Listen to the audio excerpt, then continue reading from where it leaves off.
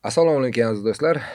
G'anshay Rahmatulloyev podkasti o'z ishini davom ettirmoqda va bugungi mehmonimiz bilan tanishtirishdan avval odatdagidek o'z minnatdorchiligimni mana shu Toshkentdagi Adju universitetiga bildirmoqchiman. Chunki universitet hududida tasvirga olyapmiz. Vagiv Zakirov studiyasiga va Sinamet kompaniyasiga. Va eng muhimi, agar bizning podkastimizni kuzatib olayotgan bo'lsangiz, o'sha yerda tugmachalari bor, qoyil degan tugmacha, o'shani bosib qo'yish esdan chiqmasin. Va do'stlaringizni ham bizni kanalimizga chorlasangiz xursand bo'lardik. Bugungi mehmonimiz, o'ylaymanki, ko'pgina futbol muxlislari bu insonni avval sharhlardan, turli futbolga oid dasturlardan bilgan. Bugungi kunda mehmonimiz Professional futbol ligasining direktori Diyor Imomxo'jayev. Assalomu alaykum Xanjar aka. Va alaykum assalom. Sog'liklaringiz yaxshimi? Charchamasdan. Rahmat. Endi siz juda bir taniqli, endi bizda bir anaqayu sulolalar mavjud O'zbekistonda. San'atkorlar sulolasi, deylik, sportchilar sulolasi. Siz endi sharh bu ham san'at, ham sport. Ya'ni mana shu sulolani vakilisiz. Tushunarliki, yoshligingizdan mana shu sportning ichida o'sgansiz. O'shaning uchun sizga ba'zi birlar o'qish kerak bo'ladi. Universitetda, oldin maktabda, universitetda. Siz shu tug'ilgan paytingizdan boshlab mana shuni ichida yurgansiz. O'shaning uchun men nazarimda sizga ancha oson bo'lgan bo'lsa kerak. Albatta, chunki o'zingiz ham bilasiz, oilaviy bizda mavzu faqat futbol bo'lgan. Faqat futbol. O'shanda shu birga u ishlagan paytlarda men qoyil qolardim. Sizga, Rixsirlarga, yana bir anaqalarga bir nechta sport turini misol uchun tushunib olib ketilingan-ku. Bir xil paytlarda balki yaxshilikka, balki yomonlikka, men yaxshilikka deb hisoblayman. Menda faqat futbol edi. Futboldan boshqa narsani aytsa tushunmasdim ham, qiziqmasdim ham, faqat futbol bo'lganligi menimcha kelajakda hozirga kelib ham meni foydamga ishladi deb hisoblayman. Endi bu yerda bitta narsani aytib o'tish kerak. Mana hozir aytyapsiz, menda ham misol uchun Rixsirlarda yoki yana bir qator sharhlovchilarimiz universal bo'lib bir nechta sport turlarini sharhini olib borganmiz, bir nechta sport turlari bo'yicha ko'rsatuvlar tayyorlab. Futbol shu darajada katta bir jarayonki, shaxsan men nazarimda bitta futbol o'zi juda ko'plab sport turlarining o'rnini bemalol bosadi. O'shaning uchun bu ma'noda aytadigan bo'lsak, teng tayyorgarlik ko'rganmiz. To'g'ri. Endi baribir dodam ham o'zingiz bilasiz, shu quvnoq startlardan boshlab gaplashganimizda ham boshqa voleybol, basketbol, hamma sport turi haqida xabarlari bo'lganda, qonun qoidasigacha, boshqagacha. Bunga kim qanaqa erishgan men bilmayman.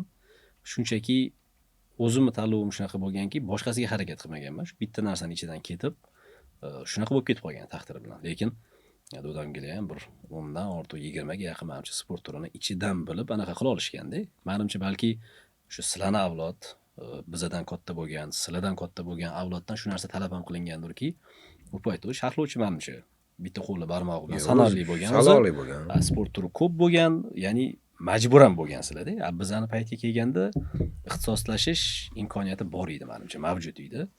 Shuning uchun o'z-o'zidan bir davr bunga ta'sir qilgan bo'lsa kerak deb o'ylayman-da. Endi Ahvor aka, rahmatli, hammamiz ustozimiz. Albatta ularni davri ancha bizdan avval ishlashgan. Ularning davri umuman boshqacha bo'lgan. U paytda misol uchun alohida bir kanal ham bo'lmaganda, dasturlar bo'lgan yoki o'sha qanaqadir sport musobaqalarining bir translyatsiyasi bo'lardi. To'liq translyatsiya faqat futboldan bo'lardi. Shuning uchun ko'pchilikni esida qolgan narsa bu Ahvor akaning o'sha futbol sharhlaganlar. Lekin undan tashqari, misol uchun boshqa sport turi bo'yicha ham albatta reportajlar bo'lgan. Mana Rixsirlarga bundan biroz avval mehmonimiz bo'ldilar. Rixsirlarga ham o'sha paytlarda gazetadan olib, bir narsalarni o'qib, internet yo'q. Boshqa qayerdan oladi? Faqat gazetadan oladi. O'sha sovetskiy sport bo'lardi yoki futbol, o'sha gazetalardan olib ma'lumot juda ham kam bo'lgan. Lekin Bu narsa men nazarimda o'sha paytda sharhlovchilarning so'z boyligiga ham, ularni shu bilim darajasini ham biroz boshqacha qilib ko'rsatgan menimcha. 100% qo'shilaman shu fikrga. Lekin man o'ylaymanki, hamma narsani ham yaxshi tomoni bo'ladi, ham yomon tomoni bo'ladi. Bir necha agar tarafini qaraydigan bo'lsak, bu narsa o'sha paytdagi odamlarni men ham shunaqa hisoblayman. Chunki jurnalistika fakultetida o'qiganda kurs ishi yozganmiz, boshqa yozganmiz, bundoq izlanib, o'qib, nima bo'lgan degan narsani bir o'ylab ko'rganda, sizlarda izlanishga, so'z boyligi ko'p bo'lishga sharoit bo'lgan, ya'ni. Keyin auditoriyada sizlarda bor informatsiya bo'lmagan deb hisoblayman-da baribir. Ya'ni sizlar bu narsani bilgan sira auditoriya sizlarni orqanglardan ergashishga majbur bo'lgan. Chunki sizlar izlanib topgan ma'lumotlarni ularda imkoniyati bo'lmagan bunaqa darajada izlanish. Bizani paytimizga kelib tamomila o'zgargan bitta tomon borki, feedback qattiq bo'ldi-da bizga. Ya'ni endi hammani qo'lida internet bor, hammani qo'lida telefon bor, ma'lumot bemalol hamma olish imkoniyati paydo bo'lgandan keyin bugungi kun sharhlovchilaridan ham aqlliroq Ko'p kontingent jihatdan shakllandi. sharhlovchilar tomoshabinni ketidan harakat qilayotganda. Bu tan olish kerak. Chunki shunaqa tomoshabinlar bor. Misol uchun biz rixsillaganda Wikipedia derdik o'sha paytda. O'zingiz bilasiz, misol uchun. Hozir shunaqa tomoshabinlar bor-da. Faktlar eslab qolgan yoki qaysidir jamoaga shu qadar fanatki, siz undan xohlasangiz ham zo'r bo'la olmaysiz. Misol uchun biror bir jamoaning ichiga shunchalik kirib borishga sizni vaqtingiz ham, imkoniyatingiz ham yo'q. Siz umumlashtirishga harakat qilasiz, ular oldinga o'tdi. Buni sharhlovchiga qiyinroq tomoni shu bo'lib qoldiki, endi u sizga feedback bera oladi-da. Nima deyapsan, deya oladi. Bu informatsiyani noto'g'ri aytyapsan-ku yoki meni gaping haqiqatga to'g'ri kelmaydi-ku deb yuzingizga urish imkoniyati paydo bo'ldi. Ya'ni ikkita sizlarda qiyinchilik, bu narsani izlash, topish va odamlarga o'zbek tilida qanaqa yetkazib berish ustida sizlar ishlashga vaqtingiz ketgan bo'lsa, biz sizlardan tayyor bu anaqani oldik narsani, lekin kurashishimiz kerak bo'lgan, tur berishimiz kerak bo'lgan jihat bu bilan bo'lib qoldi-da, ya'ni auditoriya bilan bo'lib qoldi deb o'ylayman menimcha. Xullas, har bir zamonni o'ziga yarasha yaxshi tomoni ham bor, o'sha boya aytganingizdek, qiyinchiligi ham bor, haqiqatdan. Endi biri tushunarliki, o'sha dodingizni, amaqingizni izidan borib, aynan mana shu jurnalistika, aynan mana shu sport jurnalistikasi, jurnalistika sohasiga kirdingiz va mana sport kanalida ham ancha-muncha ishladik, ancha yil ishladik, lekin o'sha paytda aynan sizni ko'p narsaga tanqidiy qarashingiz o'ziga yarasha muammo yaratardi. Yaxshigina. Avvaliga kichkina muammolar. Deylik, qandaydir bir tanbehlar yoki bir tanqid. Keyinchalik hattoki o'sha hattoki ish joyini o'zgartirish darajasigacha ham olib bordi. Bu o'sha adolatparvarlikdanmi yoki nima sababdan? Mana shu har bir vaziyatda dangal, qo'rqmasdan gapirish. O'sha boya aytganingizdek, shu muhit ichida katta bo'lgandan keyin, men tabiiyki kichkinaligimdan shu mavzularning ichida bo'lgandan keyin do'dammi, yutuqlari, hayotda maza qilib yashaydigan joylari va ularni hayotda qiynaydigan narsalarni ko'rib katta bo'lganman-da. Misol uchun ularga qilingan nohaqlik, ularga qilingan narsa, amakimniki ham, adamniki ham va menda imkoniyat bo'lgan, menimcha, yoki shunaqangi tasavvur, shunaqangi tarbiya paydo bo'lganki, men ularni ichidan o'tkazgan narsaligini juda yaxshi bilaman. Uchaloqligini ham sahr kasali bilan og'rishadi, qandli diabet deymiz, boshqa qilamiz. Bu siqilishdan bo'ladigan narsa, u yuzdan bilas, asabdan va ularni asabi nimaga buzilganligini bilib katta bo'lganman-ku, misol uchun. O'sha televideniyadagi muhit deymizmi, o'sha futboldagi muhit deymizmi, shu narsalarni ko'rib katta bo'lgandan keyin menda menimcha qanaqadir o'z-o'zidan immunitet shakllangan deb hisoblayman. Misol uchun Xitoyga borib yashasangiz, misol uchun ko'zlaringiz, fikrlashingiz boshqa tortadi baribir. Rossiyaga borib yashasangiz, Amerikaga borib yashasangiz, ya'ni nafaqat odamlar bilan munosabatlar, tabiat ham o'zini domiga tortib ketadi-ku. Menimcha menda ham shunaqa bo'lgan deb hisoblayman-da. Ya'ni u narsalarni men o'zimga yo'l qo'yib berishim kerak emas degan narsam bor. Menimcha bu tarbiyadan deb o'ylayman. Har doim hisoblaganmanki, hali ham bolalar bilan o'tirganda hazillashamiz, chumolimiz deb. Juda ko'pchilik gapiradigan, ya'ni bir boshda bo'lamiz. Lekin o'sha olov yonayotgan joyga chelida suv tashiydi-yu, hamma biladigan narsa. U chumol olib keladigan suv hech narsa bo'lmasligi mumkin. Lekin uni maqsadi aniq deydi-yu chumolini. Shunaqa chumoli bo'lish menimcha to'g'riroq deb hisoblagan bo'lsam kerak, qanaqadir. Ya'ni hech narsadan afsuslanish yo'q. ular olgan dardni men o'zimga bunchalik olmaganman menimcha. Hmm. Telefonlar ham chiqqanda boshqa qilganda qanaqadir Pro Max 16, 17 bo'lib chiqib ketadi-yu, misol uchun. Baribir keyingi avlod bu avlodni nimadir olib o'zidan nimadir qo'shsa kerak, bu tabiiy jarayon bo'lsa kerak. Shuning Bu uchun tabiiy. keyin men jurnalist bo'laman demaganman o'zi hech qachon. Endi u paytda mana misol uchun avvalgi rahmatlik u paytda hayot edilar. Yetmaganmilar. Ey bolam, unaqa qilma. Endi baribir nima deydi, shu birinchidan davlat idorasi, ikkinchidan hali ommani ichidasan, qo'y sal pastroq bo'ldi deb aytmaganmilar yo sizni qo'llab-quvvatlarmidilar? Men bitta narsani aytishim kerakki, dodam rahmatliga qizlari bor, o'g'illari bor, nevaralari bor. Misol uchun xarakterlarini bilasiz baribir. Yumshoq tabiat bo'lib ko'ringan bilan uyda Qattiq qo'l bo'lgan. juda qattiq qo'l odam bo'lganlar. Dodam baribir hech kim botinib dodamdan nimadir so'rab yoki nimadir narsa qilishga botinishmasdi mendan boshqa. Meni yuborishardi. Erkak bo'lgansiz. Men haqiqiy dodamning nevaralari bo'lganman deb hisoblayman. Men shuning uchun ham bir boshqacha ta'sir qilganki, men gapira olganman.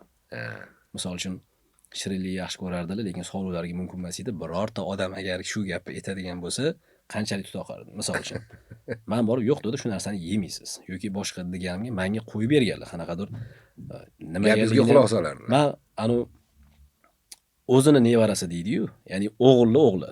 Ursa ham qaytib keladigan nevara deydimi? Birinchi bo'lganimga ham shunaqa tomondan qanaqadir menga qo'yib berganlar dodam. Keyin men bitta narsani xursand bo'lib aytishim kerak, men keyin tushunganman. O'rtada qanaqadir alam bo'lgan, bir o'smirlik davrida, boshqa davrida bir tushunmay qolasiz, xuddi sizga otangiz nohaqlik qilyapti, onangiz nohaqlik qilyotgandek tuyuladi. Lekin ulg'ayganingizdan keyin aslida bu narsa bekorga emasligini his qilganingizdan keyin menimcha uchalovligi ham meni sindirib qo'ymaslikka oxirigacha harakat qilishgan, erishishgan deb hisoblayman. Agar o'sha paytda ya'ni agar gapirayotgan gapim to'g'ri bo'lsa, haqiqatni gapirayotgan bo'lsam, iymanishgandirki o'sha narsadan qaytarishga, to'g'rilashga, tartib bo'lishiga, nimalargadir harakat qilishgan, lekin fikrligini singdirishmagan menimcha. O'zi erkak kishi katta bo'lganligini bilish uchun qachondir baribir onangizni biror ovqati mazasizroq tuyulishga boshlaydi-ku, lekin u unga yetmaysiz. U sizga ona misol uchun. Erkak kishi erkak bo'lishini biladigan davr bo'ladi-ku. O'sha davrgacha shu bolani shunaqa olib kelish bu katta mahorat ekan. Men endi uni keyin o'zim bolalik bo'lganda tushungan narsam fikrlashga yoki nima bilandir o'ynashga, boshqa narsaga qo'yib berishgan. Ichiligi achigandir, boshqa qilgandir, lekin agar to'g'ri gap gapirayotgan bo'lsam, iymanishganki, og'zimga urishmaganda unaqa. Ehtiyot bo'l deyishgandir, boshqa qilishgandir. Men hozir shuni minnatdormanki ulardan shu narsa bo'yicha. Hech qaysi ziriya ketmadi menimcha bu narsalarni. Hech qaysi, hech tomonlama bir afsuslanadigan, boshqa qiladigan narsam yo'q deb hisoblayman-da. Yo'q, men shu ish jarayonida ham Zafar o'sha paytda bir ma'lum bir vaqt mobaynida bosh muharrir ham bo'ldi. Bitta muharririyatda ishlagan paytimizda. Misol uchun ish jarayonida ham sizga o'sha hammaga qanday munosabatda bo'lsa, ya'ni shunchaki jiyanga munosabat emas. Nabarat qattiqroq. Qattiqroq, keyin bir nima deydi? Hurmat qilinadigan xodimga nisbatan bo'ladigan munosabatdek bo'lganda, o'sha ko'rinardi. Misol uchun, hali aka-ukali, jiyanli unaqa narsalar bo'lmasdi ishda. O'shanga men qoyil qolardim. Menga bu narsa yoqardi. Chunki bunaqa narsalar xalaqit berish kerak emas ishga. 100%. Ya'ni ishmi ish, uydagi munosabatlar, ya'ni qarindosh urug' orasidagi munosabatlar, aka-ukami bo'ladi, aka-uka bo'ladimi, ota o'g'il bo'ladimi yoki amaki jiyan bo'ladimi. Bu endi hali oila yig'ilgan paytda, lekin ishda o'sha munosabat o'shanga qoyil qolgan edim. Lekin gap ochig'i mana bir vaqt ishladinglar, keyin taxminan bir vaqtni o'zida amaki jiyan televideniyani sekin tark etib, endi nima deydi, hali ruslarda bitta gap bor, net xudo bez добра deydi, hali Xudoyim o'zi biladi hamma narsani, nima qachon qayerda bo'lishini. Balki aynan mana shu narsa o'sha paytda bo'lish kerak bo'lgan bo'lsa kerakki, siz ham mana Xudoga shukr, Zafar ham o'zini joyida, hozir mana ishlayotgan joyida, men nazarimda kerakli joyda ishlayotgandek. Ya'ni o'z anaqasini yo'qotgani yo'q. Albatta, Xudoning rejasi bizanikidan baribir ming chandon yaxshi. kichkina o'yinchog'imizni qo'limizdan olsa kattasini beradi. Bu narsani ongli ravishda his qilgan odamlarimizda. Biz o'sha paytda o'sha ishlayotgan joyimizni xuddi bir akvariumdagi baliqqa o'xshab eng zo'ri deb hisoblagandirmiz, balki zo'r joydamiz deb hisoblagandirmiz. Aslida qanaqadir qafasdan olib chiqib ketgan ekanda shunaqa narsa qilib. Hozir bemalol aytishimiz kerak bo'lgan narsa. Lekin qanaqa pastkashlik bo'lganligini bilasiz baribir o'zingiz ham. Hech qachon men o'zim uchun o'zim javob berishim kerak. Amakim o'zi uchun o'zi javob berish kerak va hokazo. Agar misol uchun bitta narsaga hamma javob beradigan o'sha paytda balki tuzum shunaqa bo'lgandir. Bu noto'g'ri narsa, juda noto'g'ri narsa. Dodamga ham ta'sir qilgan, amakimga ham ta'sir qilgan. Bu narsa menga ruhan yomon ta'sir qilganda, men o'zimni xuddi bir aybdor deb boshqa his qilasiz-ku. O'sha bir 2 yil davomida, lekin boy o'zingiz aytganingizdek, Xudo bizga menimcha eng zo'rini bergan ekan deb hisoblayman. Shuning uchun minnatdor bo'lishga bir noshukrlik qiladigan narsa yo'q-da o'zi. Uni rejalari hamisha eng zo'ri. Bunga hech kim shubha qilmasa ham bo'ladi. Yo, to'g'ri. Keyin baribir o'sha endi yoshlikdan ma'lum bir muhitda o'sgandan keyin bu muhitdan chiqib ketish sal odatda baribir qiyin bo'ladi. Ya'ni demoqchimanki, mayli televideniya o'z yo'liga u chetda qoldi. Lekin sportdan ketib qolmadingiz-da. Mana futbol sohasida ichida, Zafar ham sportni ichida. Vaqt o'tib mana bugungi kunda professional futbol ligasini direktori sifatida o'z faoliyatingizni olib boryapsiz. Futbol juda birinchidan endi bu millionlarning o'yini. Tushunarliki, uni atrofida ming xil fikrlar doim bo'lgan, bo'ladi. Bundan keyin ham aniq bu 100%. Chunki siz aytgandek, futbol muxlislarining orasida haqiqiy professorlar ham bor-da, futbolni o'zini biladigan. Kimdir bitta jamoani mutaxassisi, kimdir bitta ligani mutaxassisi. Endi mana O'zbekiston futboli haqida gapiradigan bo'lsak, hamma mutaxassis, lekin natijaga keladigan bo'lsak, uzoq vaqt mobaynida negadir o'smirlarda natija bor. Nogironlar futbolida yuqori natijalar bor. Nega professional ligada uzoq vaqt mobaynida mana shunday muammolar? O'smirlarimiz yetib kelyapti-yu, mana zo'r jahon chempionatlarida o'ynayapti. Menimcha bu narsani odamlarimiz tushunib ulgurdi, chunki biz o'zimizni o'zimiz aldaganmiz. Yosh katta futbolchini tushirganmiz, futbolchilarning yoshini o'zgartirganmiz, natija qilganmiz. Lekin buni aks ta'siri bo'ladi-ku hamma narsani. Bu bumerangda. Ya'ni o'sha qachondir natijani beradi.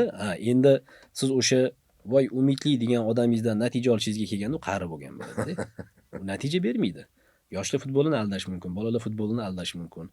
Lekin bular shu darajada samimiy narsalarki, umuman bolalarga tegishli, yoshlarga tegishli narsalar hamma tomonlama, u xoh talaba bo'lsin, xoh sportchi bo'lsin, xoh his tuyg'ular bo'lsin, bu shu darajada samimiy narsaki, bunga sun'iylik aralashtirdingizmi, buni badali bo'ladi, to'lovi bo'ladi.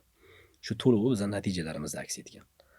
Agar oxirgi 4-5 yilga qarasangiz, bunga qarshi kurash boshlandi, o'zimizni aldamaslikka o'tdik. Nima kerak bizga yoshlarda natija deb, ya'ni odam nimaga erishmoqchiligini tanlab olish kerak-da. Misol uchun bir stakan suvga harakat qilmoqchi bo'lsangiz, bir stakan suvni topasiz.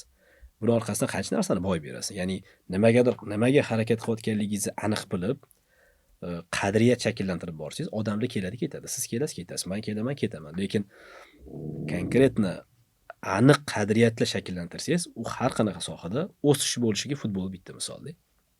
Mana hozir yoshlar futbolida natijalarimiz yomonlashmadi, o'zimizni aldash to'xtatganimizdan keyin. Ya'ni hozir mana rost mana 17 yoshgacha, 17 yoshgacha. Yaponiyadan keyin ikkinchi o'rinmiz Osiyoda. Va kattalarimizda ham natija paydo bo'ldi. Olimpiadaga chiqdik. Xudo xohlasa, mana endi bu intervyu qachon chiqadi bilmadim. Jahon chempionatiga bir necha kun ajratib turibdi bizani. Biz martdagi hayitga to'g'ri keladi deb, bizga hayitlik bo'ladi deb rosa umid qilgan edim. Nimagadir shu narsa qolgan edi xayolimda. O'sha paytda hisoblamaganmanki, Emirat bilan o'yinimiz ham hayit arafasiga to'g'ri kelishadi. Baribir hayitlik bo'lsa kerak, Xudo xohlasa. Hayitlik bo'lsin deb. Shuning uchun Jahon chempionatiga ham chiqsak, boshqa qiladigan bo'lsak, nimaga? Qadriyat shakllandi baribir. Qadriyat shakl. O'zimizni aldamaslik. O'sha boya bu yoqqa kirguncha futbolda gaplashdik-ku. Odamlar biladi bugungi odamlar. Totalizator temasi, kelishilgan o'yinlar temasi, poraxo'rlik, korrupsiya, futbolimiz hammasidan o'tgan. Shularni aytganligi biz uchun ham bizning tilimizni keshishmoqchi bo'lgan o'zini paytda, bilasiz, misol uchun. hozir ham hech kim yo'q deb aytib bo'lmaydi. Bu bo'ldi, qiyomat oxirigacha davom etadigan temalar. Lekin bunga nisbatan doimiy kurash bo'lsa, siljish bo'lishiga futbol bitta misol. Xudo xohlasa, misol uchun agar jahon chempionatiga ham chiqadigan bo'lsak, yuzimiz qanchalik yorug' bo'lishi bu fantastikada bu misol uchun. Endi mana uzoq yillar davomida endi biz ham misol uchun aytib o'tgan do'kon kiradigan bo'lsak, mani sport sharhlovchiligim bo'lib turib, futbol mavzusida boshlab ketdi. Endi haligiga futbol ichidagi narsani bilmayman deyishga uyalardim. Endi iloji boricha shu suhbatni sal saqlab qolishga harakat qilib, savol tug'iladi o'shanda. Nimaga deydi, mana terma jamoamiz qaysidir o'yinda deydi, qovun tushirdi deydi. Mana bu palonchi o'yinchi bor, mana bu komandada palonchi bor. Mashinlardan qilsa bo'lmaydi. Nimaga terma jamoaga men bilan tiqqan? Bunisi men aytardim, odamlar shularni hammasini bilar ekan. O'z ko'zi bilan ko'radi ularning o'yinini, ularning harakatini. Nahotki shu narsani terma jamoa murabbiylari ko'rmaydi degan bir savol tug'ilardi. Endi hozir mana siz aytasiz, o'ziga yarasha korrupsiya ham bor, tanish bilishchilik bor, o'zbekchiligimiz o'zimizni. Shu narsani yo'qotib yuqori darajaga ko'tarish umidi bormi bizda, xudo xolisa? Qanchalik mana Nafaqat terma jamoa, balki boshqa jamoalarda ham. Misol uchun o'sha klublarda ham, o'zida ham. bitta yaxshi mavzuni ko'tardingiz-da. Xalq, bizada xalq shamol deb tasavvur qilaylik. Xalq shamol. Aytamiz, shamol bo'lmasa bekordan bekorga daraxt uchi qimirlamaydi. Ular bilgan narsasi bo'yicha temani olib chiqib beradi haqiqatdan ham. Lekin ular olib chiqqan tema sohani ichida bo'lmasligi uchun ular nima desa ham haqqi bor. Tanish bilishchilik bo'lyapti dedim, haqqi bor. Ular muxlis, atrofda turibdimi, u o'ziga kelganini gapiradi. O'zi o'ylaganligini, o'zi ichidan o'tkazganligini, qalbi yonganligini, aqli yetganligini gapiradi. Bu yoq tomonda turganlar mashinga qanaqa reaksiya ko'rsatishi eng muhim narsa. O'zini payti bo'ldiki, odamlar gapiraveradi-da, aytaylik, futbol xohlagan yo'nalishda ishlab ko'rdi. Salla kim salla dedi odamlarga. Biz aqllimizda ishlab ko'rdi. Keyin bitta siyosat o'zgardi-da, odamlarning gapiga qarab ishlaydigan mutaxassislar keldi. Unisi ham bo'lmaydi-da. Ya'ni sen odamlardan fikrni, temani ol, sen mutaxassismisan, uning ichiga kirib, uni bilgin-da, analiz qilgin-da, sen uni o'rtaligida turib bergin. Sen buni ham inkor qilma, xalq gapiraveradi emas, ular bilmasdan gap, ular shamol. Ular seni kerak bo'lsa shunaqangi silkitib beradi. Misol uchun, ular bekordan bekorga aytmayapti. Shu temani ular gapiryaptimi, demak senda muammo bor. Ular bo'rttirib aytishi mumkin. Ular qanaqadir mish-mish sifatida aytishi mumkin, lekin bekordan bekorga aytmayapti. Xalqi hech qachon aldab bo'lmaydi. Xalq orasida olim bor, ziyoli bor, xalq orasida qanaqa bir ulamolar bor, deb misol uchun. Hammasi xalq. Aytyaptimi? Muammo bor. Endi sen bu muammoga faqat xalqni rozi qilish uchun ishlab turib ham, misol uchun u yuqori deyman, futbol bu soha. Sen sohani mutaxassismisan, bu nimadir dedimi, sen bu tomondan xushgin-da, shuni o'rtaligini olgin, muammo hal. Buni ham inkor qilma. Ya'ni to'liq inkor qilib faqat o'zingni aqlli deb ham bilma. Lekin buni aksini ham qilmagin-da, shuni o'rtaligini topib qilsa bo'ladigan narsa. Odamlar hamma gapiga ham ishonaversa to'g'ri kelmaydi, misol uchun. Endi tushunarliki, hamma o'zini ishini qilish, bilib qilish kerak-ku. Chunki hamma gapirgan gapga quloq solaversa, lekin ular ham bekordan bekorga gapirmaydi-da. Misol uchun futbol tanish bilishchilik degan temani qadriyatni yo'qotishga harakat qildik-ku. Bilasizmi shu qadriyat qanaqa yo'qoladi? Mana misol uchun hozir futbol faqat tanish bilishchilik deb hozir hech kim aytmayapti oxirgi paytda. Oxirgi 3-4 yillikka qarang, lekin oldin faqat shu tema bo'lgan. Faqat boyi bolasi o'ynaydi degan. Chunki hozirgi kunda O'zbekiston terma jamoasida o'ynayotgan eng zo'r 30 ta futbolchini oling va uni qanaqa oiladan chiqqanligini shunchaki o'rganing, tamom. 90% kambag'al oiladan chiqqan. Bittasini Chiroqchidagi ota-onasi bilan yashagan uyini borib ko'ring, hojatxonasini ko'ring, qanaqa bo'lganini. Bittasini Namangandagi, bittasini Toshkentdagi, farqi yo'q. Ya'ni tanish bilishchilik degan narsani kichkina futbolda aldash mumkin. Katta futbolni ham aldashgan. O'zingiz ham gapirdingiz, misol uchun futbolga qiziqqansiz o'zini paytida. Bu narsani yo'qotishga bo'lgan intilishi, tasavvuri, qadriyatni shakllantirish eng qiyin. O'zi shuni shakllantirib qo'ysangiz, boshqa narsa o'zi xuddi bir charxpalakka o'xshab joy-joyiga keladi deb baribir. Hozir unaqa deya olmaydi. Chunki talant chiqib kelyapti. U Abduqodir Husanov bo'ladimi? U Abbos Fayzullayev bo'ladimi? Kim ular? Milliarder bolalar bo'lmagan ular. Talantmi? Chiqadi. Yana bitta nozik tomoni bor-da, mana qarang diyor. Haqiqatan sport bu ijtimoiy lift Mhm. o'ziga yarasha. Misol uchun boksda jahonda juda ham ko'p misollarni keltirish mumkin. Boksda ham, futbolda ham boshqa. Endi misol uchun tennislarni gapirayotganim yo'q, chunki yerda o'z-o'zidan ma'lum yerga tayyor bo'lib keladi. Mhm. Lekin mana bu sport turlarida o'sha aytgandek oilasida imkoniyat bo'lmagan, hech qanaqa sharoiti bo'lmagan bolalar ham Mhm. asta-sekin eng yuqori cho'qqilarga ko'tarilishi mumkin. Vaqt kelib juda boyib ketish ehtimoli bor. Bunaqa misollarni juda ham ko'p keltirishimiz mumkin. Lekin yana o'sha endi o'zimdan to'qiyotganim yo'q. Odamlar orasida bo'layotgan gaplardan misol oladigan bo'lsak, yoshligi mana zo'r o'ynaydi, keyin u bu jamoaga kiradi yoki bo'lmasam erta bu yerda yutib kelgandan keyin ozgina sovrin beradi, pul beradi, u qiladi, bu qiladi. Bo'ldi, bola buzildi deb qo'yishadi. U hali aysh-ishrat, hali maishat, u qiladi, bu qiladi, unisiga moshina oladi, chiroyli hayotni ko'rdimi, bo'ldi, dangasa bo'lib ishlamay qo'yadi. Men nazarimda bu gaplarda ham asos bor. Bor. Juda ham ko'p misol uchun o'zimiz ko'zimiz bilan ham ko'rganmiz-da bu narsalarni.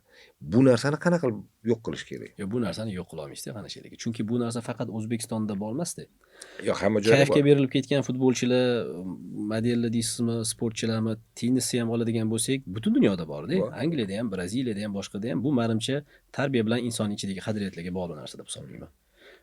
Ronaldo hozir Qanaqadir yo'llari yo'q, mexanizmi. bu faqat menimcha tarbiya bilan singdiriladigan jihat deb o'ylayman-da.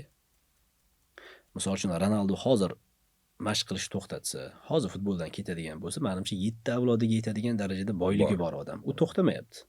Ya'ni siz o'zingizga kimnidir misol uchun qanaqadir kumir qilib olasiz va uni nima uchun shunaqa natijaga erishganligini bilib intilishingiz bor. Hammani o'zini ilhom oladigan manbasi bor. Kim dindan oladi, misol uchun iymon orqali. Kim qanaqadir kumirdan oladi, kim qanaqadir adabiyotdan oladi, kim qanaqadir asardan oladi. Farqi yo'q. Oladigan narsangizni qanchalik, ya'ni oladigan qadriyatingiz, g'oyangiz, aniq olayotganingizni qanchalik kuchliligi kelajakda sizni anaqa qilib beradi demoqchiman misol uchun. O'sha darajaga kelishingizga. Futbolda bu narsa nisbatan kamroq, chunki futbolchini yoshi baribir boshqa sport turlariga qaraganda, endi men gimnastika boshqa bilan solishtirmoqchi emasman-ku, futbolchini yoshi chegaralangan. Ya'ni 35 dan keyin pul topaman deb o'ylamasin-da ko'pchilik. Bu hammaga ham nasib qiladigan narsa emas. Juda bir barmoq bilan sanarligina futbolistlar bunaqa o'yna oladi. Pul topib qolish kerak bo'lgan narsasi bor. Lekin u nafaqat futbolda, hayotda ham agar kim niyatga qarab beriladi-yu, niyat pul bo'lsa, pulni topadi. Niyat boylik bo'lsa, boylik topadi. E'tiroz yo'q. Xudo so'raganimizni beradi. Maqsadni to'g'ri qo'yish tarbiyadan kelib chiqadi deb o'ylayman-da. Pul asosiy narsa emasligini odamlar tushunishi kerak menimcha. Turkiyada zilzila bo'ldi. Xarobalan tegidan 4 million, 5 million naqd pullar chiqib keldi. Nasib qilmagan kun to'plagan odamga misol uchun. Ya'ni yeyotganimiz, yutayotganimizgacha Xudodan anaqa qilgandan kelgan. Asosiy maqsad pul bo'lishi kerak emas. O'shaning uchun men qayta aytadigan narsam yoki ishda boshqa qadriyat. Har bir individni, har bir odamni qadriyati juda ko'p narsani belgilab beradi. Atrofimizdagi aura, atrofimizdagi do'stlar, ketayotgan yo'nalishimiz, boshqa narsa, o'sha qadriyatni o'ldirib qo'ymasligimiz kerak. Eng muhimi shu-da. Ya'ni mamutimiz bilan mamutimizdagi narsani bir-biriga mutanosibligini ta'minlab qo'yishimiz kerak-da. Yo'q, so'zsiz bu narsaga qo'shilaman. Bu haqiqatan ham tarbiyaga, ko'p jihatdan tarbiyaga bog'liq. Endi yana mana shu mavzuga keladigan bo'lsak, oxirgi ko'pchilik podkastlar bir nechta podkastim chiqqanda izohlarda ham yozgan edi. O'zimga ham gapirganlar bo'ldi. Mana 30 yil ichida qilingan ishlar haqida gapirayotganda sal negativ qilib gapirasiz deydi menga ko'pchilik. Lekin aslida ham shunaqa-da. Ko'p jihatdan negativ bor. Misol uchun to'g'ri mustaqillikka erishganimizdan beri ko'p qandaydir yutuqlar, ya'ni jahonga chiqish imkoniyati paydo bo'ldi. O'zbekiston sportchilari ham, san'atkorlari ham, boshqa soha mutaxassislari ham o'zini imkoniyatlarini bemalol markaz orqali emas, to'g'ridan to'g'ri chet elga chiqarish imkoniyati bo'ldi. Dunyoni ko'ryapmiz. Lekin shu bilan birgalikda juda ko'p jihatdan bizanikilar avlodlarimiz undoq, avlodlarimiz dada bobolarimiz mana bundoq bo'lgan deb maqtanadi. Xo'p, o'sha darajasiga yetkazadigan hozir ish qilyapsizlarmi? Unaqa ish qilish uchun bilim darajasi zo'r bo'lish kerakmi? Uni hozir aytasiz, tarbiya, ya'ni farz bola, yosh yigit, o'sha sportchi zo'r ishlab kelyapti-da, keyin sal pul tushgandan keyin aynib ketyapti. Tarbiya, oiladagi muhit shunga sharoit yaratib bermagan. Bilim darajasi ham yetarli emas. O'sha siz aytasiz, ongli darajada o'shani tushunib bilish kerak. Qayerdan bo'ladi u? U maktabda o'qimagan u. Yoki bilim, maktabda o'qigan bo'lsa ham bilim olmagan shuni deyman-da. Hozirgi kunda mana shu muammolarni menimcha bartaraf qilish sal qiyinroq bo'layotgandek. Shu G'anishalik siz aytayotgan bir ajdodi bilan, avlodi bilan maqtanish bizga solingan fitna-da. O'zini paytida arablarga borishganda oxirgi payg'ambar salladan chiqqan, Qur'on salladan tushgan, nimaga sal ustun bo'lishlaring kerak. Bu dushmanlar tomonidan qilinadigan narsa. Bizga kelgan salladan u chiqqan, Abu Ali ibn Sino chiqqan, Buxoriy chiqqan deb bizga fitna solgan. Turklarga borib turklarga solganki, bir-birimizdan zo'r deb hisoblashga o'tganmiz-da. Bu fitna bu. Fitna. Men ham qaysidir возрастgacha o'zimcha Axborjon Xo'jayev nevarasiman degan narsa bo'lganda, misol uchun, bunda olib qaraganingizda o'zi hech do'damam, hech kimda, men ham hech kimman. Biz bitta shaxs sifatida Xudoning bandasi bo'lib yashagan odamlarmiz. Qanaqadir bir faxrlanish degan narsa bo'lgan. Lekin tarbiya shunga olib boradiki, agar o'zingizni otangizni otasi bilan faxrlanish kerak bo'ladigan bo'lsa, misol uchun Yusuf alayhissalom aytsa bo'ladi. Uni otasi ham, otasini otasi ham payg'ambar bo'lganda. Biz kimmiz? Hech kim, ya'ni haqqimiz yo'q. Otam mama qilib bo'lganligi uchun deb yurgan odam, u xoh siyosatchini o'g'limi, xoh sportchini o'g'limi, xoh sharhlovchini o'g'limi, bo'lmaydi. Bunaqa narsa bilan bo'lish kerak emas. San tarbiyang bilan, jamiyatda tutgan o'rning bilan, boshqa bilan bo'lish kerak. Shuning uchun bular hammasi fitna. Ya'ni bu narsani biz odamlarga to'g'ri tushuntira olishimiz kerak. O'sha boya aytganim, o'zingiz aytdingiz-ku, berilib ketadi, kayfga qiladi, futboldan ketadi degan narsa. Oddiy misollarni aytaman. Bir xil paytlarda futbolchi keladi, so'raydi, aka deydi, maslahat o'tiramiz, boshqa qilib. Bu komandaga o'tmoqchiman. Nega? Chunki bu komanda buncha pul beryapti. Men unga hech qachon odamlarning qaroriga aralashib qo'yishdan juda qo'rqaman. Qaror o'zi qabul qilish kerak. Ertaga buni yutug'ini ham, buni kamchiligini ham, buni zaharini ham o'zi totish kerak u odam, misol uchun. Prosta unga fikrlab ko'rishini xohlaymanki, misol uchun aytaylik, sani ota-onang Sirdaryoda yashaydi yoki Jizzaxda yashaydi, sen aytaylik Namanganga yoki Buxoroga borib yoki boshqa yoqqa borib futbol o'ynamoqchisan. Sen buni oddiy iqtisod, oddiy bir qadriyatli nuqtai nazaridan chaqib ko'r. Ya'ni qaysidir jamoa senga 50 million so'm ko'p beryapti. Bu 50 million so'm hali senga qanchalik nasib qilishi u keyingi masala. Chunki Xudo agar baraka bermasa 50 millionga bu hech narsa emas-da bu. Mashinangizni qilib qo'yasiz, kimingizdir kasal bo'lib qoladi, kutilmagan narsalar bilan. Sen ota-onangni qarigan chog'ida undan uzoqqa ketib topishing, bola chaqangdan uzoqqa ketishing yoki hamma narsani qo'shib turib keyin narxga anaqa qilish kerak-da. Ya'ni shunga stoyitmi yoki stoyit emasmi? Yangi chaqiruv bo'ladigan bo'lsa, Manchester City, Lens borish kerak misol uchun. Lekin agar shunaqa narsa bo'lmayotgan bo'lsa, kimdir 20 million so'm ko'p bersa uchaveradi-ku. Mana shu qadriyatni hamma narsani buzib tashlaydigan narsa. 5000 so'm ko'p bersa uchaverish bu chiroyli tarbiya emas-da. Qizlar tomonidan olib qaraysizmi, erkaklar tomonidan olib qaraysizmi? Bu chiroyli tarbiya emas-da.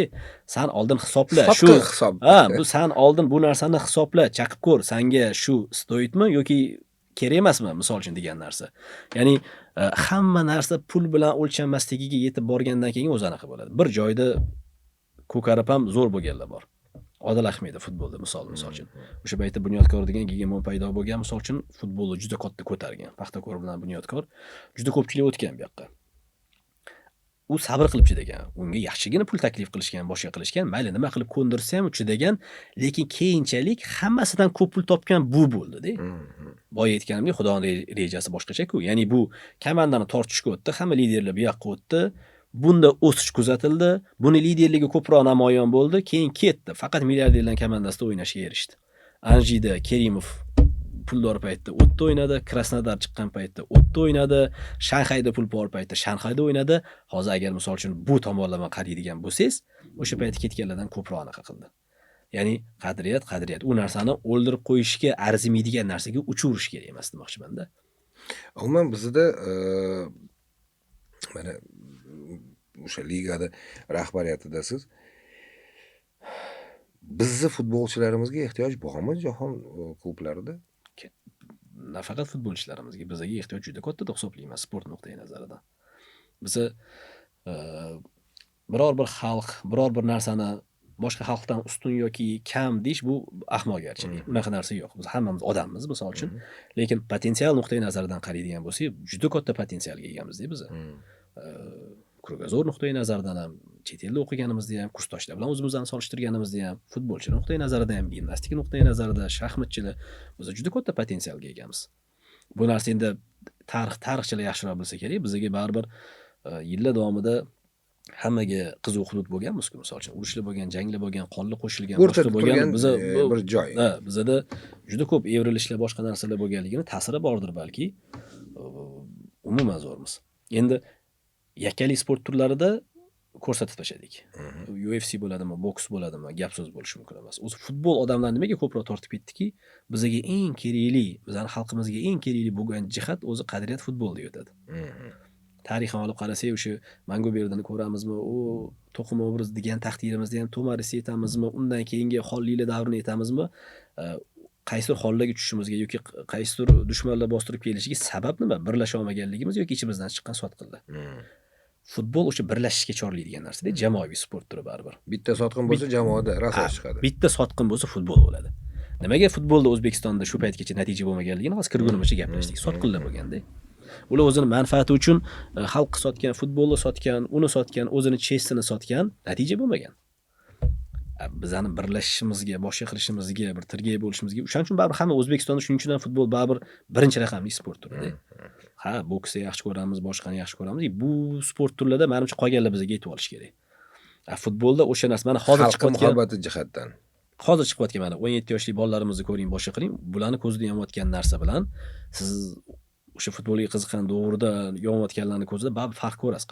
Da o'sha paytda ham Mirjalol Qosimov bo'lgan, o'sha paytda ham Birodar Abdurahimov bo'lgan, kamroq bo'lgan bo'lishi mumkin-da bular. Bunaqa butun jamoa emas. Hozirgi butun jamoa bular уже boshqa g'oya bilan, boshqa mafkura bilan o'sib chiqib kelayotgan bo'ladi. Shu narsani ushlash kerak. Mana o'sha final oxirgi o'sha o'smirlar o'rtasidagi o'sha Osiyo chempionatidagi final, men nazarimda futbolga befarq inson ham o'sha paytda yuragi jiz etgan joyi bo'ldi. Ya'ni birinchidan 2 kishi kam. Endi qonuniy, noqonuniy, adolatdanmi, adolatdan emasmi, u ikkinchi darajali masala. Oxir oqibat natija nima bo'ldi? Ikkita futbolchimiz kammi? Shunga qaramasdan turib, g'alaba qozonib, mana shunaqa narsalar butun xalqni birlashtiradi, haqiqatan ham. Albatta. Mana endi paydo bo'layotgandek, lekin yana o'sha o'smirlar o'rtasida. Agar shu narsani, ya'ni professional terma jamoamiz yoki o'sha endi balki nasib qilsa keyingi olimpiadada terma jamoamiz shu narsalarni ko'rsata olsa, men nazarimda ko'pgina mingta gap yoki boshqa narsalardan ko'ra bitta mana shu jarayonni o'zi xalqni ancha-muncha birlashtirib qo'yadi. Albatta, chunki g'alabalar ko'p bo'lishi mumkin. Odam miyasida qachonki qoladi g'alaba, agar u mardonavorlik bilan g'alaba qozongan bo'lsa. Bekordan bekoriga jon kuydirganligidan. Chagay, Valuyev yutgani haqida hammamiz haligacha eslaymizki, nimaga? Misol uchun ungacha ham Grigorian bo'lgandir, Muhammad Qodir Abdullayev bo'lgan, ya'ni yutgan o'zini yo'nalishida. Lekin bunaqa o'zidan bir katta odamni nima deydi? Yutish, bu endi qahramonlikmi? Odamlarda, rivoyatlarda, gap so'zlarda, bir necha yillik asarlarda qahramonliklar qoladi-da. Bularning ham shunaqa qahramonlik bo'ldi. Men futbolda bitta narsani tushuntirishga rosa harakat qilaman, boshqa qilaman. O'sha qadriyat so'ziga yana bir marta qaytamanki, erkak kishi tabiatdan noluvchan bo'lish kerak emas-da. Ani men hazm qila olmayman. Nolaveradi, xuddi hamma unga nisbatan nohaq qilayotgandek, sudyadan haqqoniylikni so'raydi. Men ham so'rayman sudyadan haqqoniylikni. Lekin o'zi dunyoyinga boqqan, qayerda o'zi 100% adolat ishlayapti. Amerikadami? O'zbekistondami, Rossiyadami? Hamma yoqda o'zini adolati bor, o'zini tosh tarozisi bor, o'zini nohaqligi bor. Hamma joyda. Ozgina narsa bo'lsa, sudya u yoqqa ushga chalib qo'ysa, ming'ir-ting'ir. Bu o'smirlardan nega xursand bo'ladi odam? Ular haqiqiy erkak, har qanaqa paytda ham o'zini namoyon qilishini ko'rsata oldi-da. Oilangizni himoya qilmoqchisiz, kattaroq odam kelib qolsa, himoya qila olmaysizmi? Chetga chiqasizmi? Ularni qo'yib berasizmi? Yo'q, bo'ladi. Sani yaratilishing, sani turmushing ham hammaga teng qilib qo'yilmagan, hammaga har xil sinov berilgan. Kimning qo'liga pul berib sinalgan, kimdan pul olib sinalgan, misol uchun. Shunaqa joyga keldingmi, ming'ir-ting'ir erkakmizmi? Biza kurashishda davom etishimiz kerak. Kurashda davom. Hayotimiz kurashdan iborat-ku. boradigan joyimizgacha, maqsadimizgacha kurashdan iboratmi? Kurashishimiz kerak. Ya'ni bu narsani muxlis qabul qila olmayotgan bo'lsa, biza bu g'oyalarni shu yosh futbolchilarga, yosh sportchilarga singdirishimiz kerak. Bularni g'alabasi mana hozir 30 yildan keyin ham esdan chiqmaydi-da. Bitta shunaqa tarix kerak-da. Mana bir 5 yilda, har 5 yilda bo'lsa ham O'zbekistonga, bizaga misol uchun bitta shunaqa g'alaba kerak. U xoh tennisda bo'lsin, xoh Chusovitina nuqtai nazaridan bo'lsin, xoh futbolchi nuqtai nazaridan bo'lsin, bizaga shunaqa geroylarga muhtojimizki, xalq ergashsin, xalq tushunsin. Shunaqa bo'lsa, shuni katta ko'zimizga ko'ringan yovdan o'ta olishimizni bilsak, ko'rasiz, 20 yildan keyin umuman boshqa narsa bo'ladi. Agar hamma narsa menga nohaqlik bo'lyapti, men ezilib ketdim, faqat menga shunaqa bo'lgan bilan hech bolaga erishib bo'lmaydi. Shu esda qoladi deganingizga, endi yutuqlarimiz albatta o'sha haqiqatan u qahramonlarcha kurashib g'alaba qozondi desa ham bo'ladi. Bunaqa narsa esda qoladi. Lekin yana esda qoladigan narsalardan biri, misol uchun bu albatta umuman teskarisi. Misol uchun hozir Artur Grigoryanni eslatdingiz. Artur Grigoryan ham birinchi kosmonavt Bog'chada oyga birinchi parvoz qilgan inson. Endi mana o'sha yana o'sha boya aytgan gapim. Mana shunaqa o'qituvchi, hali o'tirgan bolalarning ichida shu narsani gapirgandan keyin shu boyaga aytayman, bolalarning g'alabasini ko'rib yurak jiz etadi, faxrlanib ketasan. Lekin men bunaqa o'tirib betayin ming bor uzr, tam birovni xafa qilmoqchi emasman, lekin birinchi fazogar Artur Grigoryan degandan keyin o'zingni haq qo'yishni bilmay qolasan-da. Shuni eng yomoni men nazarimda mana shu narsa. Bu O'sha chatodi. Bu aslida katta falokat va men o'ylayman bu kutilgan falokat. Chunki boya aytdim, karma hamma narsani yemog'i qusmog'i bor degan bir qo'pol qilib aytamiz-ku aslida. Bu bor narsa. Ya'ni o'zini paytida shunaqangi davr bo'ldiki, biz bolalarni maktabdan olib chiqib paxta dalaga haydadik, to'g'rimi? Viloyatlarda shunaqa bo'ldi. Yoki mol boqishga haydaldi, boshqa qildi. Ular o'qimoqchi edi. Ularni majburan olib chiqib ketdik. Boshqa qildik. O'qituvchilarni xor qildik. To'g'rimi? Misol uchun o'qituvchini ambitsiyasi Yaponlar nimaga o'qituvchilarning oyligini vazirlar oyligi darajasiga ko'tardik deydi, misol uchun. Ya'ni qadrlashimiz kerak bo'lgan narsani yerga urishni boshladikmi, o'sha narsani yana bir 10 yil davomida anaqasini ko'raveramiz hozir. Bitta chiqib kelaveradi. Ya'ni ular ham maktabda o'qish xohlagan edi. Optoda paxta terish xohlamagan edi. Bo'ldimi shu davr? Ya'ni shunaqa siyosat, shunaqa ideologiya bo'ldimi? O'shalar katta bo'ldi hozir. Endi bitta shunaqa qusurlardan o'tib boramiz. Lekin bu bizaga 100 yillik uchun, 1000 yillik uchun dastur amal bo'lishi kerakki, xulosa qilishimiz uchun. Bizga bunaqa jirkanch xatolarga yo'l qo'ymasligimiz kerak-da. Hech qachon bu maktab, ilm degan narsani biz qachon tepaga olib chiqib qo'yamiz, yana 20 yildan keyin bu yaxshilanadi bu narsa. Mana ishimni qiynaydigan narsa. Ikkita avlod o'tish kerak. Nimanidir o'zgartirmoqchi bo'lsangiz, ikkita avlod o'tish kerak taxminan. Bu ta'limga sog'liqni saqlash endi haqiqiy davlatda bo'lmaydigan narsa. Misol uchun to'lanayotgan soliqlardan bizga sog'liqni saqlash tizimini cho'tki qilib berishga majbur u. Ta'limga juda ehtiyot bo'lib yondashishimiz kerak bo'lgan narsa-da. Mana hozir o'zingiz ish jarayoningizda professional futbol ligasini rahbari bo'lgandan keyin baribir ta'sir o'tkazishadi. Misol uchun telefon qilib, baribir mana bunaqa narsani qilish kerak. Endi xohlasangiz, xohlamasangiz siz mutlaqo mustaqil bo'lib ish olib borolmaysiz. Deyman. Hali ham shu narsa bormi yo'qmi? Yoki misol uchun bor bo'lsa, bunga qarshi qanaqa qilib bir yo'lini topasiz? Agar chunki yo'lini topmasangiz, yana o'sha eski tog'ara bo'lib qolaveradi. Rahmat shu savolga. Buni hokimlarning yordamchilari bo'ladi. Bizga o'xshagan kichkina rahbarlar bo'ladi, katta rahbarlar bo'ladi. Hammasiga tegishli narsa. Aytganni qiladigan odamlar bo'ladi-da. Misol uchun rahbar kelib anani otib tashlatsa, agar men otib tashlasam, men odam emasman. Rahbar maksimal nima qilishi mumkin? Ishimni olishi mumkin. Meni iymonimni, meni duximni olib qo'ya olmaydi bu narsa. Bu narsani hamma ichida his qilsa-chi, jamiyat ham, davlat ham tez o'tadi deb hisoblayman. Agar shu fikrni eng tepada ishlayotgan rahbar qatlamli eshitsa, meni qo'llab-quvvatlaydi deb hisoblayman. Qaysi ma'nodaki? Hamma yoqda bo'ladi bunaqa rahbar. Rahbar topshirig'ini ko'rona bajaradigan odamni hamma yoqni rasvo qiladi. Umuman unaqa bo'lish kerak emas. Umuman unaqa bo'lish kerak emas. Sinab ketsa kallasini bu yerda rahbarga tushuntira olmaysan deb qo'yadi. Nega tushuntira olmayman deyman. kurashsa bo'ladi. Shuncha katta darajadagi rahbarlarni ko'rdim. Agar oldiga borib tushuntirsangiz, konkretni mana bunaqa narsa, mana bunaqa narsa desangiz, birinchidan sizni hurmat qilishga o'tadi. Ikkinchidan eshitib tushunadi. Tushunmaydi degan miflarni mana shu ichki dushmanlarimiz hammani kallasiga quyib tashagan-da.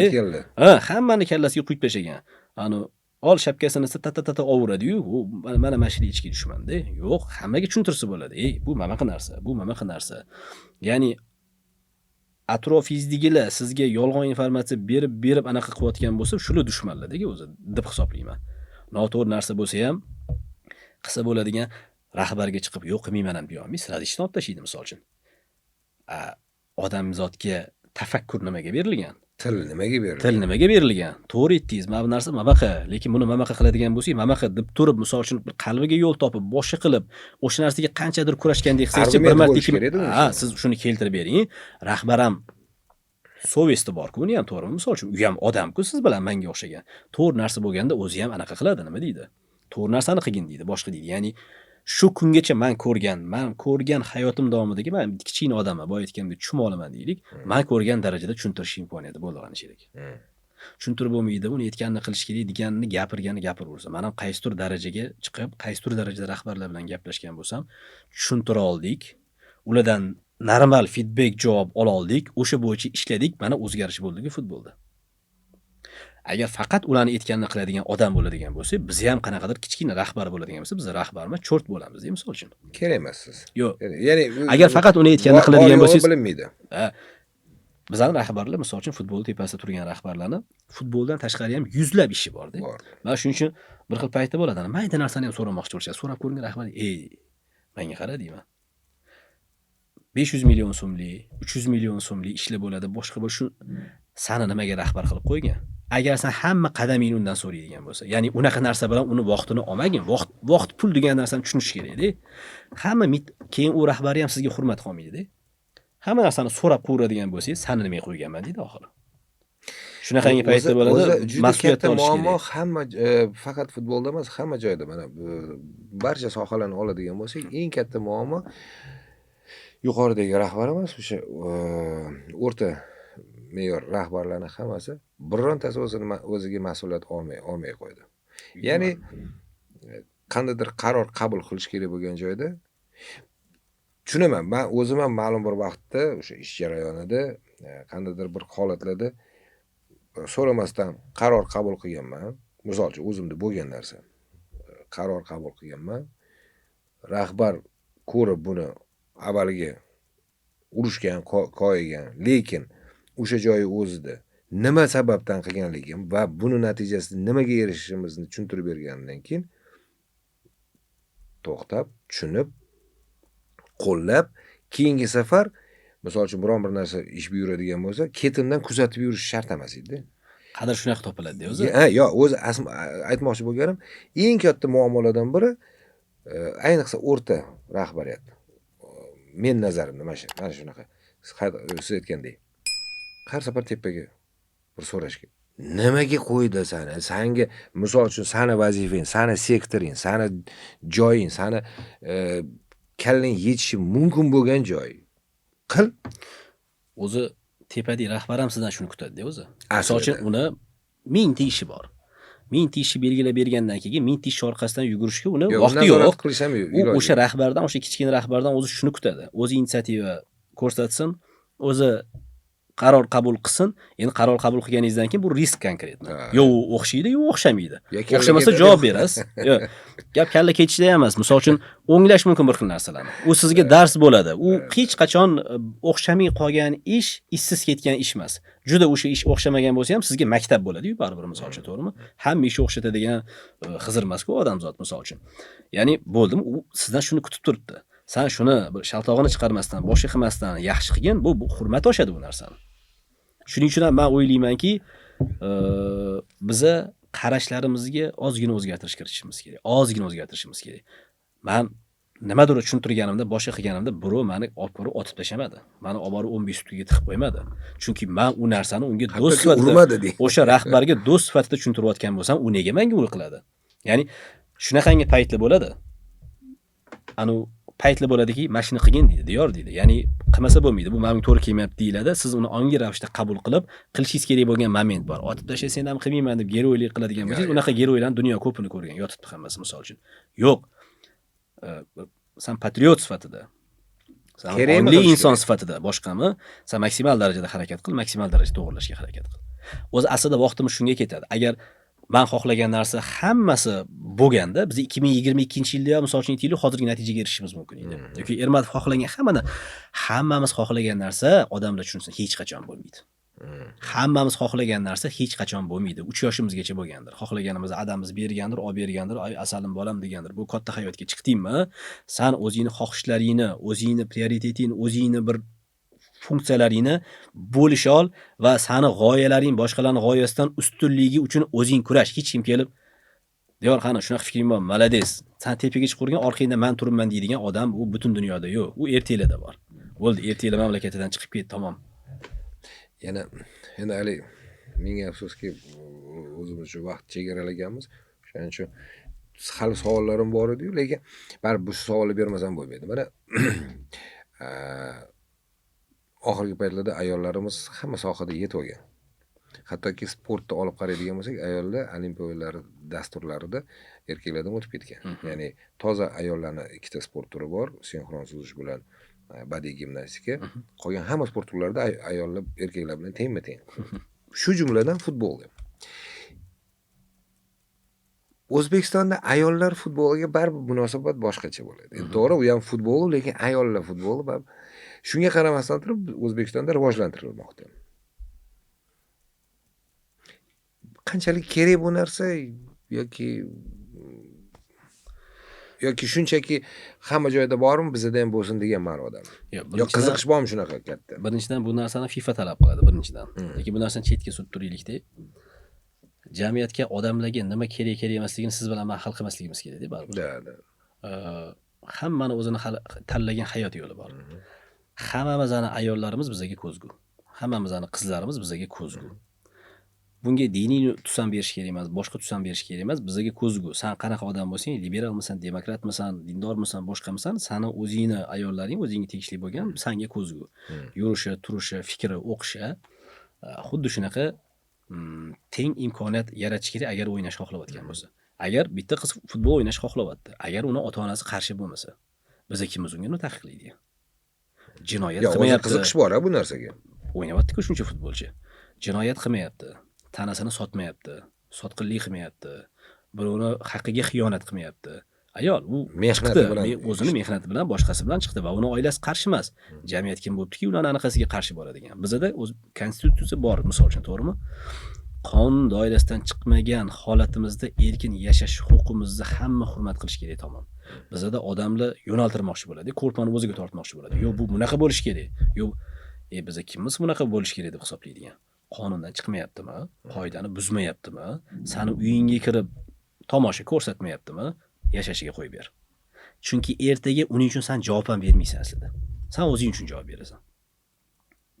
Oxir dunyoda hech kim siz bolingiz uchun ham javob bera olmaysiz. Katta bo'lgandan keyin demoqchiman qilgan postupkalar uchun va buni aksi ham bo'lmaydi, misol uchun. Qo'yib ber, tamom. Bor, o'ynash xohlaydiganlar bor, misol uchun. Oilada 3 ta 4 ta qizli oilalar bor-da. Men bitta odamni bilaman, 6 ta qizi bor, 5 tasi futbolchi. Unda o'g'il yo'q, misol. O'zi futbolni yaxshi ko'rgan va u ota demokrat ota. Qizlariga shu tanlovni bergan. U qanaqadir qaysidir qizlarini o'zini o'g'li deb hisoblar, boshqa qilar. Chiroyli yashayapti, boshqa quvvatda qizlar yomon ish qilmayapti, misol uchun, to'g'rimi? O'ynayversin. Yo'q, men misol uchun qarshi emasman, lekin shunchaki bu mana shunga o'xshash savollar tug'iladi. Tug'iladi, tabiiyki tug'iladi, tabiiyki tug'iladi. Biz hammamiz, siz o'zingiz oilani, men o'zim oilani, u o'zini oilasini, siz o'zingizni, men o'zimni, bu o'zini yo'naltirishga haqqimiz bor-da, har qanaqa narsa bo'yicha. Bizda oxirgi paytda qo'rqitadigan ham tegi bor. Shunaqangi bir urushlar, boshqa narsalar ketyaptiki, bu tomon bilan bu tomon bir-birini shu yeb qo'ygundek bir dushman kayfiyati, tolerantnost qani bizda? Mana shu 2012 bir-biriga hurmat. Hurmat qani, misol uchun. Hech kim siz men istagandek yashashga majbur emassiz, men siz istagandek yashashga majbur emasman. Bizning huquq chegaralarimiz bir-birimizni huquq chegaralamizga kelganda to'xtaydi, tamom. Siz misol uchun ishdan kelgan, dam olib, ozgina olib, nimada qilib yashamoqchimisiz, yashang. Men boshqa yo'nalishda yashamoqchiman, yashashimiz kerak. Muhimi bir-birimizni hurmat qilaylik, tolerantnost bo'lsin. bundan chiroyli narsa bormi, misol uchun?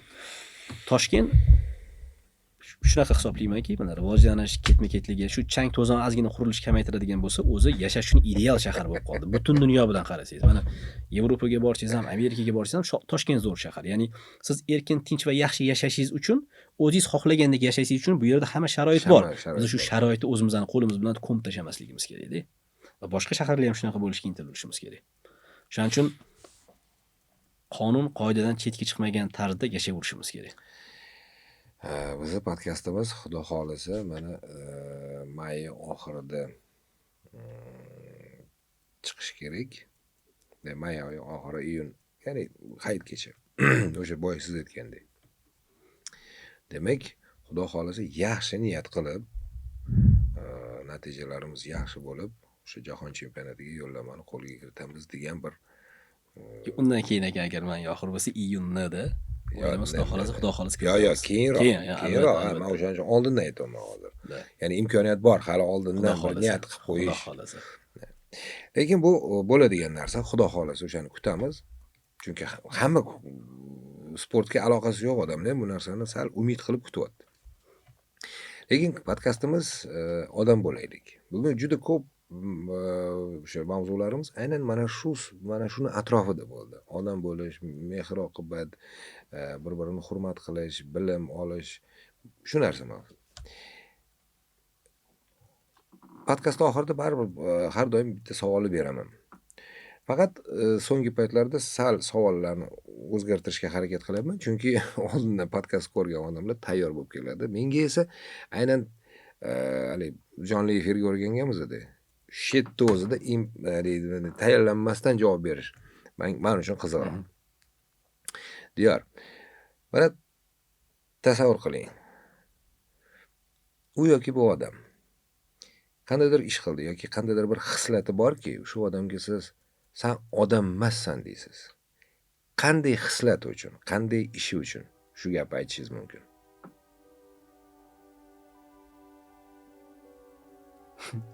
Kutilmagan savol bo'lib qoldi haqiqatda.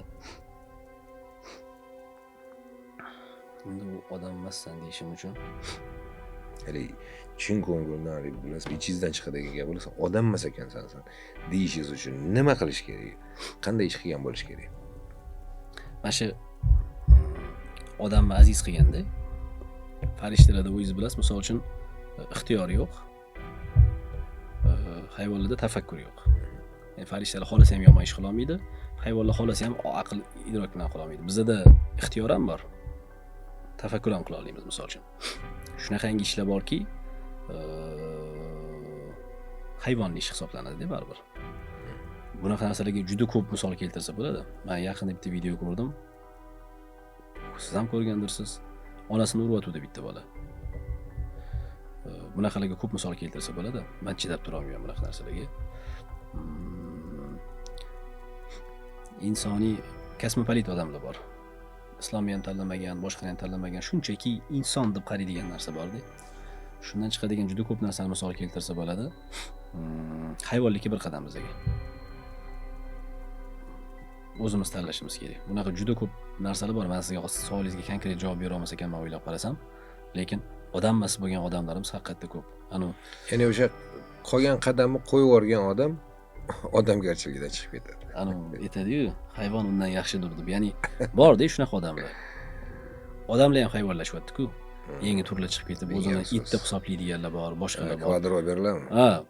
Bu o'zini hayvonda bo'ldi, misol uchun. Ya'ni odam emas ekansan demoqchi bo'lsangiz, ular tabiiy, u xafa ham bo'lmaydi, misol uchun. Ya'ni juda ko'p narsalar bor. Shuning uchun boya ayollar haqida ham aytganingizga hozir aytishimiz kerakki, hech qachon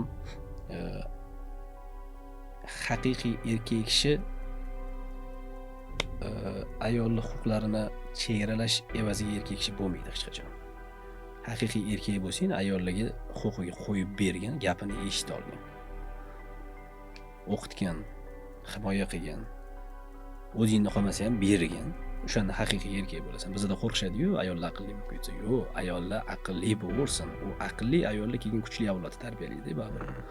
Shuning uchun ayollarga qilinayotgan zulmlarni misol uchun ko'rasiz, shu odam emas ekansan deyotgan. Urib, xorlab, nechtasi o'zini tashagan, bosh qilgan. Boya aytganimdek, ayollarimiz bizga ko'zgu. Agar ayollarimiz o'zini osib qo'yayotgan bo'lsa, agar ayollarimiz o'zini derazadan tashlashgacha borayotgan bo'lsa, tomirini kesayotgan bo'lsa, xoruzorlikda bo'layotgan bo'lsa, yoki qanaqadir ko'p gapirib qo'yayotgan bo'lsa, boshqa qilayotgan bo'lsa, san aybi, siz bilan men aybimizda bu. Erkak kishini aybi. Shuning uchun boya aytganingizdek, hayvon darajasiga yetayotgan odamlarimiz ayolga nisbatan, ota-onaga nisbatan borligi o'zi unaqa qadriyatlar, bir svitoy muqaddas narsalar juda ko'p emas o'zi, ozgina narsa. Shunga amal qila olmayapsanmi? Demak, odam emassan. Bo'lsa kerak. Sal uzuq yo'liq javob. Tushunaman. Men har safar savol berganimda, albatta iloji boricha qisqaroq javob bering deb aytishim mumkin, lekin bu mavzuni o'zi qisqa javob beradigan mavzu emas. To'g'ri, ba'zan ikkita so'z bilan juda bir qandaydir ma'noli gap ham bo'ladi. Lekin har doim ham mana shu mavzuda qisqa gapirish qiyin. Chunki hayotimiz shunaqaki, bu mavzuda gapirganingizda o'zidan o'zi ichingizdan kelaveradi xayolingizga har xil fikrlar. Anchalik agar hamma narsaga bitta so'z bilan men aniqlarni sal yoqtirmayman, chiqishmayman. 3 ta narsani qilmagan, 3 ta narsani unaqa qilgan, 7 ta narsani mana qilgan. Nimaga? Imkoni yo'q-da. Chunki uni 7 tani xohlaganishingiz 14 ta qila olasiz, 21 ta qila olasiz. Qo'shsa bo'ladi. Agar hamma narsaga qisqa javob berish imkoniyati bo'lganda, o'zi adabiyot degan soha bo'lmasdi menimcha. Men buni juda yaxshi ko'radigan sohalarimdan bittasi. Shuning uchun cheksiz u. Har bitta odam o'zi qanaqa bitta kitob-ku. Shuning uchun men ham shuni bitta vakil sifatida bu savolingizga qisqa berishga balki aqlim yetmagandir, misol uchun, lekin bera olmas ekanman. Chunki agar hozir uyga borib o'ylasam, dushanba kuni boshqacha o'ylayman, seshanba kuni boshqacha o'ylayman. Har bittasiga bittadan misol chiqib kelaveradi-da. Odam emas bo'lgan odamlarni har kuni hayotimizda ko'rib yuribmiz-ku, misol uchun. Qanaqa qilib bunga bittagina ta'rif berib qo'ya qolamiz? Misol qilib keltirish mumkin. Bunaqa so'z yo'q menimcha. Bitta so'zga tiqib qo'yadigan so'z yo'q. Mayli, nasib qilsa, diyor, xudo xolisa, men har safar mehmonlarimga birinchidan mana shu studiyaga, podkastimizga men o'zimga ma'qul bo'lgan insonlarni chaqiraman. Nega? Chunki bu shunchaki intervyu emas, bu suhbat. Suhbatda esa faqatgina o'zingizga ma'qul bo'lgan, o'zingizga yoqadigan insonlar bilan o'tkazishingiz mumkin. Rahmat. Birinchidan bu, ikkinchidan nasib qilsa O'zbekiston terma jamoasi shu jahon chempionatiga chiqib, qandaydir g'alabalarga erishganda baribir bahona bo'ladi, yana sizni chaqiraman studiyaga. Yana bir marta suhbatlashishimiz mumkin. Mavzu cheksiz, bemalol gaplashishimiz mumkin. Anchalik biz ham sizni eshitib katta bo'lganmiz. Siz o'sha intellektual salohiyatingiz boshqa. Biz misol uchun hech qachon anaqa bo'lmaganmiz-ku o'zi, nima deydi? Oilaviy borda keldi, yaqinligimiz bo'lmagan, lekin faqat ishda masofaviy hurmat cheksiz bo'lgan har doim. Shuning uchun men juda xursandman hozir aytgan gaplaringizdan, chaqirganingizdan. Shuning uchun ham hamma narsani yig'ishtirib kelishga arziydigan odamsiz. Ming rahmat. O'zim ham maza qildim. Bu chunki bilardim shunaqa bo'lishini. Faqat futbol bo'lmasligini. Shunisi yaxshi. Yo, o'zi shunaqa. Chunki biz faqat bitta qandaydir soha bilan yashamaymiz. Aziz do'stlar, bugungi mehmonim O'zbekistonda juda ham taniqli sulolani nafaqat yorqin a'zolaridan biri, balki o'zi bugungi kunda juda ko'p narsaga erishgan, o'zi nomiga erishgan ajoyib mutaxassis, professional futbol ligasi direktori Diyor Imomxo'jayev edi. Diyor, katta rahmat. Rahmat sizga. Sog' bo'ling.